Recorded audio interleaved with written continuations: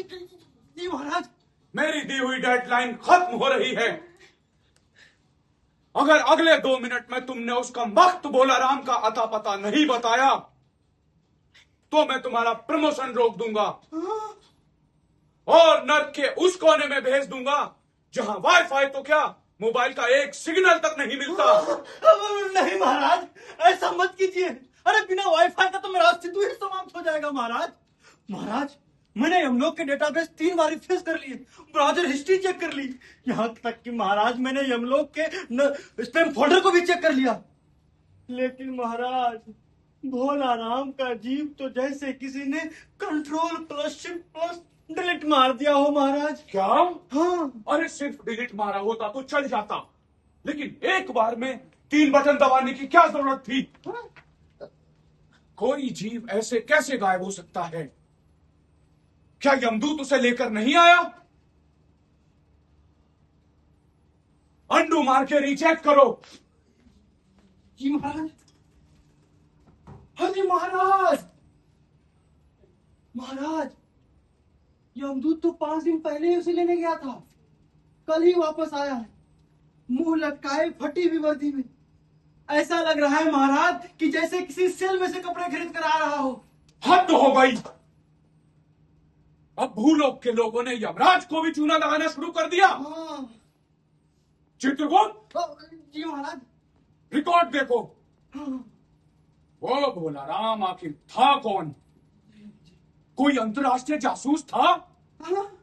या फिर कोई अंडरवर्ल्ड डॉन जिसने यमलोक के सर्वर को भी हैक कर लिया? अरे नहीं महाराज, रिकॉर्ड के हिसाब से तो वो जबलपुर के सुरतलाई गांव का एक मामूली सा सरकारी नौकर था, जो 60 साल की उम्र में रिटायर हुआ और रिटायरमेंट के 5 साल बाद मर गया।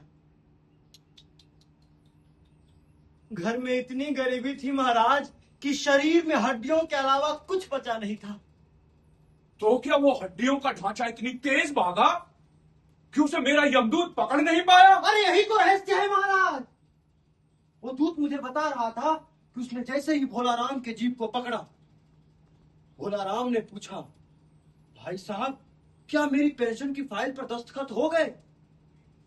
और दूत ने जैसे ही ना कहा, भोलाराम का जीव उसके हाथ से फिसलकर गायब हो गया। अरे ना जाने उसमें इतनी फुर्ती कहां से आ गई महाराज कि वो पेंशन के चक्कर में यमलोक के परमानेंट वारंट को पेंडिंग में डाल दिया महाराज। पेंशन?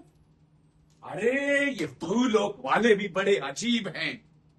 मरते वक्त भी इन्हें मोक्ष नहीं, पेंशन चाहिए। चित्रगुप्त जी महाराज। अगर ये खबर ऊपर तक पहुंची कि यमलोक से कैदी फरार हो गया है तो हमारी रेटिंग गिर जाएगी। हाँ। और हमारी ये कुर्सी खतरे में आ जाएगी। हाँ महाराज। हमें अभी इसी वक्त कुछ करना होगा। हाँ महाराज। बस बहुत हुआ। उस नालायक यमदूत को पकड़कर मेरे समक्ष लेकर आओ। कहां है वो? अभी लाता हूं महाराज। चल महाराज। महाराज क्षमा करें महाराज। क्षमा करें? महाराज।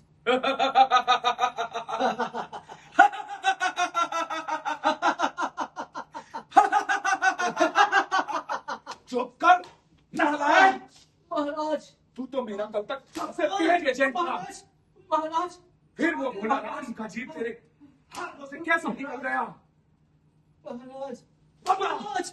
महाराज क्षमा करें महाराज। तूने कहीं लिया था महाराज। या कहीं मदिरा पान करने लग गया था? नहीं महाराज। क्या हुआ फिर जबलपुर में तेरे साथ? जबलपुर में मेरी इज्जत को बार बार नहीं तार तार कर दिया महाराज। इज्जत और हमारी इज्जत का क्या? हमारी इज्जत मिट्टी से निकल के आ गया। महाराज। खड़ा हो, खड़ा हो। महाराज। निकल जा मेरे दरबार से और तब तक अपना ये चेहरा मुझे मत दिखाना जब तक तुझे कोई नया ऑर्डर ना मिल जाए। निकल महाराज। आपकी निकल जा, निकल। महाराज। और अपनी ये फटी हुई वर्दी भी सिलवा लेना। महाराज।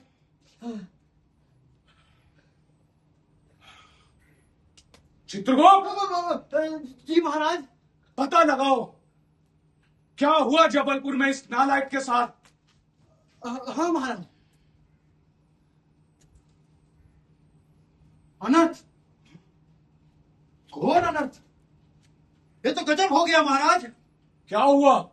महाराज, दूत ने तो उसे पूरी मजबूती से पकड़ा था, अच्छा, लेकिन जैसे ही वो उस जीव को लेकर यमलोक की ओर मुड़ा, तो उस जीव ने एक ऐसा सवाल पूछा कि दूत का दिमाग ही चकरा गया महाराज। क्या क्या पूछा उसने? क्या कोई स्वर्ग का रास्ता पूछा? नहीं महाराज, उसने दूत का गला पकड़ लिया और कहा कि बताओ, तुम पेंशन विभाग से आए हो या नगर निगम से? दूत ने कहा कि ना मैं नगर निगम से हूं, ना ही पेंशन विभाग से। मैं यमराज का दूत हूं, यमलोक से तुझे ले जाने आया हूं। फिर महाराज, उस जीव ने जैसे ही सुना कि वो पेंशन विभाग से नहीं है, तो वो जोर जोर से हंसने लगा और कहा कि मैं तो मर ही नहीं सकता जब तक मेरे पेंशन की फाइल पर दस्तखत नहीं होते। मेरा जीव तो उस दफ्तर के फाइल में बंद है। महाराज, इससे पहले कि दूत को कुछ समझ में आता, उस जीव ने उसे जोर से धक्का दिया और वो उड़कर एक काले कौवे से जा टकराया महाराज। हाँ महाराज, और फिर वो बिजली की भांति गायब होकर भूलोक की ओर भाग गया। हे भगवान, अब यमलोक के नियमों से भी बड़ा ये पेंशन का नियम हो गया। चित्रगुप्त, हाँ महाराज। उस आदमी का फुल बायोडाटा देखो। हाँ वो भोला राम आखिर जय चीज की क्या था? हाँ महाराज। अरे महाराज, वो कोई जादूगर नहीं था, वो राजनेता नहीं था, वो अभिनेता भी नहीं था महाराज। अच्छा, अरे वो तो 5 साल से बिना पेंशन के एक आम आदमी की भांति जी रहा था महाराज। लगता है 5 साल के भूख और इंतजार ने उसके जीव को कोई अदृश्य होने की शक्ति दे दिया है महाराज। हे चित्रगुप्त, हाँ महाराज। ये तो बहुत चिंता का विषय है। ये बहुत ही चिंता का विषय है महाराज। आओ, हमें किसी स्पेशल एजेंट की जरूरत है। कोई ऐसा साहसी, कर्तव्यनिष्ठ, भरोसेमंद एजेंट